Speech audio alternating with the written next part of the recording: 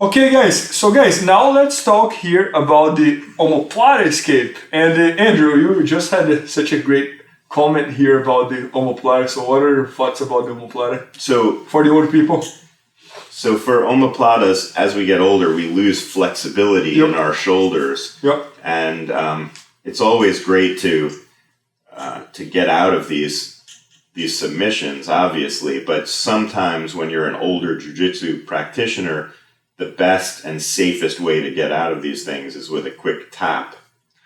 Because I hear you. the injuries last much longer and they take much longer to heal. I think we're gonna come back to one point that we did in the last technique. That's gonna be the timing, because I hear you, but I think that happens most of the time when they're very deep in the submission. But you're gonna see here that most of the escapes that we're gonna use today, they're like 20 or 30% into the submission. They're not like very deep that you're about to tap. And I think Omoplata is a great example because it's almost like there's the setup, there is the omoplata itself, and there is the submission. Let me just explain what I'm talking about. So I think like anytime you talk about omoplata, and it's one of my favorite moves. So Zach is on my close guard, right? So let's imagine that I'm just put our arm in like a little bit. So let's imagine I'm gonna get here. So this is like this setup, for example, right? And then there's no submission here yet. Then this is the omoplata. But that's just the omoplata. There's no submission here. Mm-hmm. And all the submission comes when the person comes up and stretch the leg and get here. This is the submission omoplata. Okay? Most of the escapes that we're gonna use for the omoplata, it's in this phase 2 over here. It's not in the setup. He succeeded, he got the omoplata. Most of the escapes is gonna come from this situation. So over here, there's no threat on your shoulder. No threat on your shoulder. So you're not overextending your shoulder. So even though you're 50 years old and maybe you have tight shoulders, escaping from here is still okay. I'm not going to teach you how to escape from here. I agree with you. If they get here, if they get on this point, your best escape might be 3 taps. You don't have much to do from here. So anyways, let's take a look. But does it make sense to you? Definitely. There's the setup, there's the omoplata, and there's the submission. Let's talk about how to escape from the omoplata, not from the submission when he's very deep. Same thing like when we talk about armbar. Let's try to escape from the armbar when your arm is still bent. Let's not try to escape the armbar from here. It's gonna be much harder, So, right, Zach, and he's gonna get me in the omoplata, right? So guys, there you go. He got me in the omoplata. As I did with the triangle, I don't want to like show you, oh, do this. I want to show you concepts here and options that you have, okay? Guys, I believe that the most basic option you have, which is like sometimes you do even without thinking, is to roll forward, okay? So he got me in the omoplata. I'm going to kind of stay flat over here and I'm going to roll forward. And preferably, I'm going to try to get on top before he gets on top. Okay, so I'm gonna roll and come up. So that's probably my option. That's the option that you do without thinking, like someone got in the omoplata, try to roll. But then what happens is, they got in the omoplata, and then they control like either your belt or your pants, they do something, you cannot roll anymore. Don't need to come up, Zach, just make any grip on my belt or pants. Now you cannot roll anymore. So guys, now what I want you doing is a half row. You don't need to row completely, you just need to do a half row. So how are you gonna do this? Pay attention, I'm in the same line as Zach. We're both like 180 degrees here to each other. Or maybe like I'm 150 or 210, or whatever you guys wanna call. But what I'm gonna do is, I'm gonna go 90 degrees to him. Once I went 90 degrees to him, I'm gonna do a half row. So my shoulder is gonna come over here. I'm gonna even bring my right knee backwards a little bit. My shoulder is gonna go over here, and I'm gonna do a half row.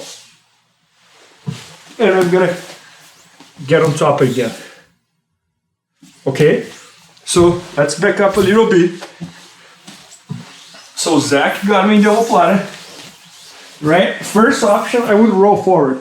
Second option, I'm gonna do a half row. Look, I'm going 90 degrees over here.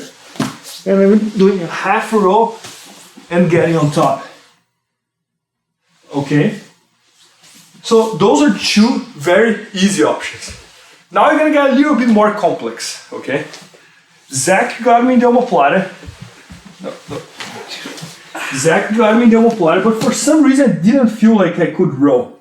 So what I'm gonna do is I'm gonna bring my knee between him and me. So look how my knee is against his belly, okay? Now next step, guys, I'm gonna stand up, almost like, imagine you wanna put like your knee on his belly, knee on belly, right? But the opposite knee, okay? Now once I got here, I'm gonna start putting my weight against him. Putting my weight against him. Putting my weight against him. Until I got to this point that I can yank my arm out, so. And I'm ready to pass his guard. So if you ask me like, Bernardo, if someone gets in the omoplata, which option you would use? I don't know.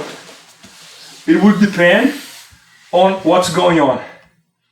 If he didn't make any grip on me, I might just roll forward. That's the easiest one. I roll forward and I try to come up. If he made a grip on me, I might do a half roll. If he was really tight on the position and I cannot even roll, I'm gonna put my knee on between. One more detail here, Zach. Something that's very important to understand. Like, what's his goal? What's Zach's goal when he's here? Zach's goal is to make a higher grip on me, almost like controlling my armpit. Yes, it's to stretch his legs, putting my shoulder on the ground, hip escape, and come up towards my ear and tap. That's his goal. So if I have anything between him and me, try to achieve your goal, Zach. Now he cannot even make that high grip anymore. So just placing my leg between him and me, it's gonna be a huge obstacle for him, okay? So what I'm gonna do next, I'm gonna lift my leg up. I'm gonna push him, push him, push him, push him, push him, push, until I find myself in a spot that I can yank my arm out. So from here, I can just pull my arm out and I'm ready to pass. Does it make sense to you, Mr. Old Guy? It does make sense. So what are our options? Roll. The first one is roll, the second one is half roll, and the third one is to posture up. Yeah, put the leg on between. Drop your leg in. You want to try out something here? Sure, but... any questions? Yeah. I have the same question that I had last time. Okay. Which is, this is the third prong of the dilemma, leaving an arm behind. Because this is also a triangle or a... You are 100% right. Bar. And I think... No, I'm glad you were hammering in this type of question. Because I think like... we were just discussing here before. I think when you think about submission, imagine like you can go 100% in to escape from that submission. And if you go 100% in, you don't have any other option. And you don't have any other thinking. So I would almost say like, don't go 100%. Go 80%, but keep 20% awareness of everything else. So for example, if he gets me in the omoplata and I'm only thinking about escaping from the omoplata, you are 100% right. He can switch to the triangle. Switch to triangle, Zach. Boom. And I was so focused thinking about the omoplata that I forgot about the triangle, and now I'm going to tap in the triangle. So come back there. Instead, while I'm thinking about the omoplata, I'm also thinking about the triangle. So try to go to the triangle, Zach. My head is on the ground. He can't find my head. I'm aware that if I leave my head exposure, he can go to the triangle. So I think the challenge and what makes jiu-jitsu very fun is that, and I think it relates to life as well. While I'm dealing with this problem, I cannot ignore every single other problem that we have. Right? While I'm dealing with this problem, I cannot forget that maybe he's gonna attack on wrist lock over here.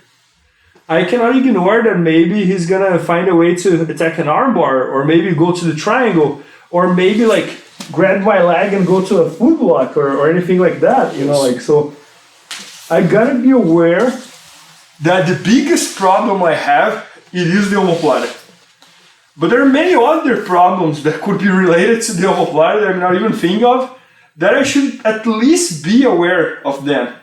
Doesn't it make sense? And if you follow your first advice, maybe you can avoid some of those problems and not cause them for yourself. I agree. Just by keeping your arm in, keeping your Yeah, so I chin think tight. everything starts with the principles, right? With the posture. Like, what should be your posture? Once you know that, you should know the options to escape from those situations. Once you know those options, you should understand what else can happen. What else? What else? What else? So in this situation, the posture was already gone because he got the omoplata, right? For some reason, I did some mistake, was not close enough, he got the omoplata.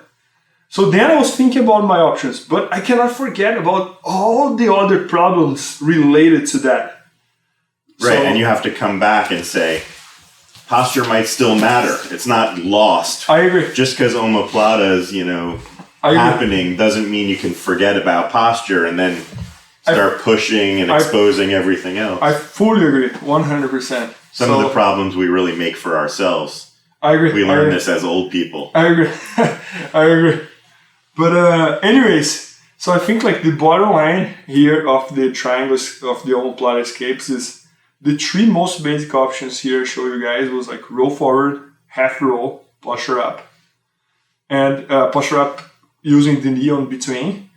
And be aware of everything else. And it would be literally impossible to teach everything else because we could go with hundreds of options here. So I'm trying to explain more the concept.